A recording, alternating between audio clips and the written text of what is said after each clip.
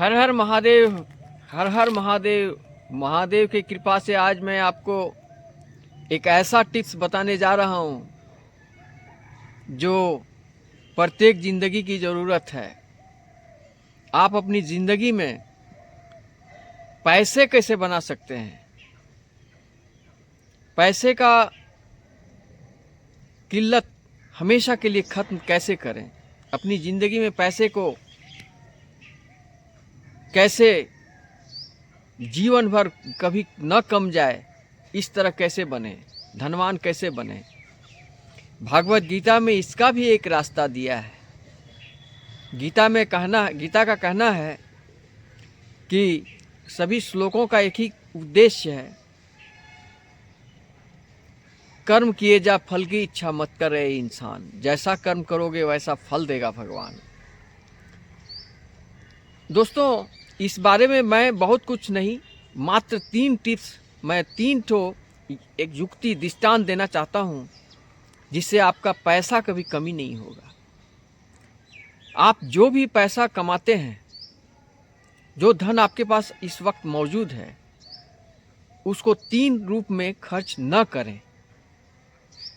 पहला, दिखावा के लिए खर्च न करें। दिखावा से आपको कुछ नहीं मिलेगा। लोग गरीब बन जाते हैं, दिखावा के चक्कर में कर्ज में डूब जाते हैं, लोन ले लेकर दिखावा करते हैं। ऐसा ना करें। नंबर 2, जो टीवी, मोबाइल, जितने भी प्रचार वाले, जो विज्ञापन देने वाले जो व्यापारी हैं, बिजनेस करते हैं, उन सब में भी पैसा आंख मूंद कर विश्वास करके मत लगाएं, वो पैसा डूब जाएंगे।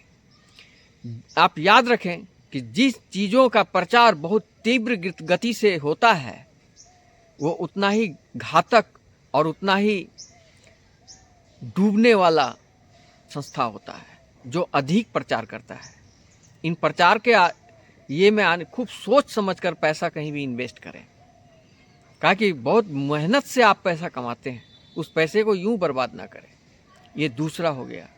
तीसरा, जहां ज़रूरत है, जितना ज़रूरत है उतना ही खर्च करें। ज़रूरत के बिना कोई सामान न खरीदें। अगर आपके पास सामान उपलब्ध है, उन सामानों का हिफाजत करें, उसका भरपूर उपयोग करें। अनावश्यक सामग्री खरीद कर कोई फ़ायदा नहीं। लोगों के पास मैंने देखा है, अलमारी में कपड़े भरे हुए हैं, साड़ी, कपड़े, गहने, जेवर सब भरे हुए हैं, लेकिन और खरीदेंगे और खरीदेंगे और खरीदेंगे, खरीदते खरीदते बहुत सारे खरीद लेते हैं और बाद में डिस्ट्रॉय हो जाता है। कोई भी कपड़े का आयु मात्र 22 महीना होता है। 22 महीने के बाद वो कोई भी कपड़ा एक्सपायरी हो जाता है। तो इस प्रकार वो फिजूल के जो ज़रूरत नहीं है ऐसी चीज़ों को न खरीदें, बल्कि ऐसे खर्चों के बदले आप बचत खाते में कुछ न कुछ रखें, जहां से संभव हो एक अच्छा इनकम हो, एक अच्छा आपका फिनेंशियल ग्रोथ हो, एक स्ट्रांग फिनेंशियल कंडीशन आपके बैंक में हो। इस तरह का आपका सेविंग करते रहें, जैसे कभी घटे नहीं। बहुत सारे म्यूचुअल फंड हैं, SIP है, SWP है, STP है, अच्छे ग्रोथ वाले जो गवर्नमेंट बैंक है, उनके द्वारा जो भी आप संचय करना चाहते हैं कर सकते हैं। गोल्ड में भी आप पैसा लगा सकते हैं, ज़मीन में पैसा लगा सकते हैं। पूंजीपति, जिसमें आपका कैपिटल बढ़े, उस तरह का धन का आप खरीद सकते हैं और यथासंभव धन के पीछे न रहें। खाने पीने में भी आप सतर्क रहें। सात्विक चीज़ों को खाएंगे, दूध, फल, सब्जी खाएंगे, आप गरीब नहीं होंगे। लेकिन नॉनवेज, शराब, अड्डाबाजी, दोस्ती, पार्टी, पिकनिक में जाएंगे, फिजूल खर्च करेंगे, तो आपका धन नष्ट हो जाएगा। इस तरह धन का मिसयूज न करें। धन को एक बात समझ लीजिए कि धन है क्या? धन लक्ष्मी का रूप है, उसे अनादर न करें। आपके पास हर एक बार धन आता है, लेकिन अगर आप अनादर करने लगेंगे तो एक दिन आप दिवालिया होने में आपको कोई देरी नहीं लगेगी। मैंने आज 3 टिप्स बताया। पहला कि प्रचार वाले, आकर्षण वाले, लोभ दिखाने वाले लोगों पर पैसे इन्वेस्ट ना करें। नंबर 2, आप ज़रूरत के अनुसार ही खर्च करें, दिखावा में खर्च ना करें। आज से दिखावा के लिए खरीदारी करना बंद करें। आप जो भी खरीदें अपने लिए खरीदें, अपनी ज़रूरत को पूरा करने के लिए खरीदें। शिक्षा, धर्म, अपने घर की सफाई, अपना इलाज, ऐसा भोजन करें जिसमें आप इलाज में पैसा ही ना लगे, इस प्रकार का आप काम करें। तीसरा, फिजूल खर्च को रोक दें। पान, गुटखा, सिगरेट, तंबाकू बंद कर दें। इसके यही पैसे से आप SIP कर सकते हैं। यही पैसे से आप 100 रुपये का SIP, 1000 रुपये का SIP, 2000 का SIP, जैसा अगर आप 30,000 कमाते हैं, 25,000 खा जाएं, अपने घर में लगाएं, भोग करें, 5,000 का आप इन्वेस्ट कर सकते हैं। जहां आपका मर्जी हो वहां करें। मैं प्रचारक नहीं हूं। आपका जहां सेविंग अच्छा लगे वहां करें, जहां से आपका रिटर्न अच्छा मिले, गारंटी अच्छा मिले, वहां पर सेविंग करें, ज़रूर सेविंग करें। इस तरह से जब आपका 30-40 लाख रुपया हो जाए तो आप उसको SWP करके मंथली इनकम कर सकते हैं। बैंक में भी मंथली इनकम का ये है, MIS है, आप उसको गारंटेड समझिए। इस प्रकार मैंने धन का मिसयूज न करने के लिए मैंने आपको एक टिप्स दिया। दूसरी बात, हर समय आप एक बात सोचें कि दिखावा दिखाकर आपको कुछ नहीं मिलना। आपसे एक से एक बड़े बड़े लोग हैं, एक से एक चीज़ दिखाने, वो दिखावा करके आपको कोई फ़ायदा नहीं होगा। नंबर 2, फिजूल खर्चा ना करें। नंबर 3, सेविंग करें। इतना ही कहकर फिनंशियल बारे में मेरा यही एपिसोड ख़त्म। दूसरी बात, मैं थोड़ा गीता के बारे में बताना चाहता हूँ। जब कोई बच्चा जन्म लेता है तो वो रजोगुण में होता है।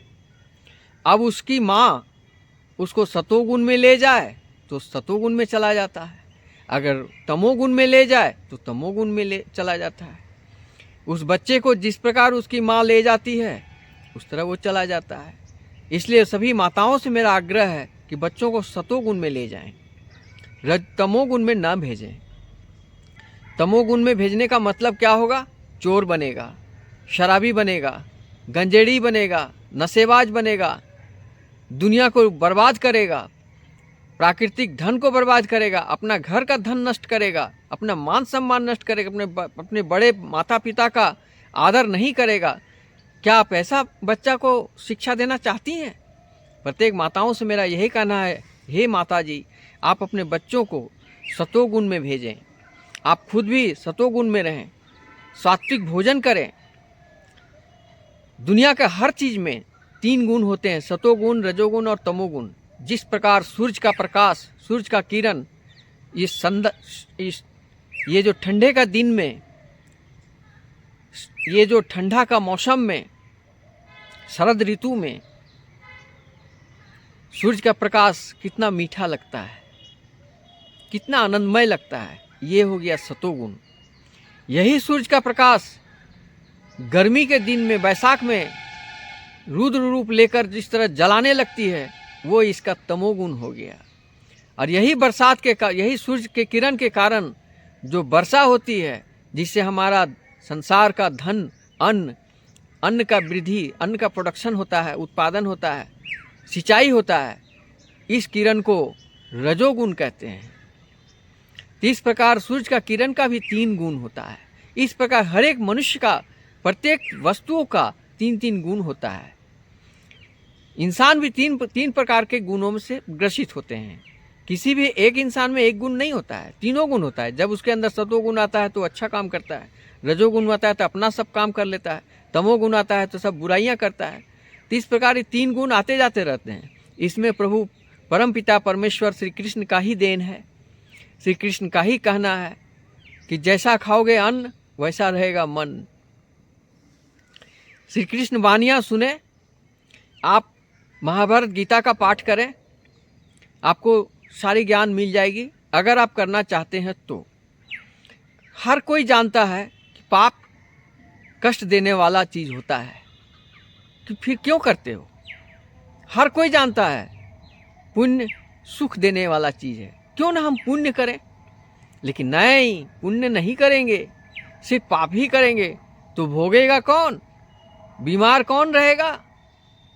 कष्ट कौन भोगेगा? कौन सहारा देगा? कोई नहीं देगा, क्योंकि सारा दुनिया देख रहा है कि तुम पाप कर्म पर थे इसलिए भोग रहे हो।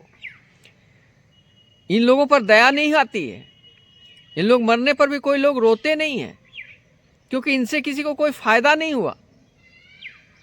इसलिए सतोगुण में रहो, सत विचार रखो, सनातनी बनो। हम हिंदुस्तान के रहने वाले एक संतान हैं। मेरा धार्मिक देश है।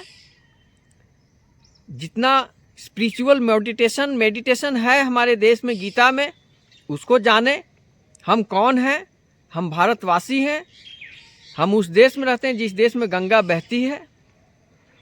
हमारी देश की नीति वसुदेव कुटुंबकम है, उसको समझें। पश्चिमी सभ्यता की ओर न भागें। अपना सनातन धर्म का जो नियम है उसको क्यों नहीं अपनाते हैं?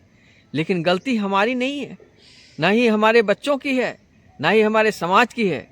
हम लोग मिसगाइडेड बहुत दिनों से होते आ रहे हैं। आज हिंदू धर्म का जो आस्था लुप्त होने की ओर था, अब धीरे धीरे वो जागृत हो रहा है। हिंदू धर्म जगेगा, सनातन धर्म जगेगा। मेरा ये उद्देश्य नहीं किसी और धर्म खराब है, नहीं, सब धर्म अपने अपने स्थान पर सही हैं, लेकिन हमारा सनातन धर्म सर्वोच्च उत्तम है। और एक दिन विश्व में इसका डंका बजेगा, पूरे विश्व इस धर्म को अपनाएगा और विश्व इसका सम्मान करेगा। ऐसे भी भारत में नहीं, पूरे विश्व में इसका डंका बज रहा है। हम लोग एक धैर्य आत्मबल के साथ आगे बढ़ रहे हैं, पूरे भारतवासी।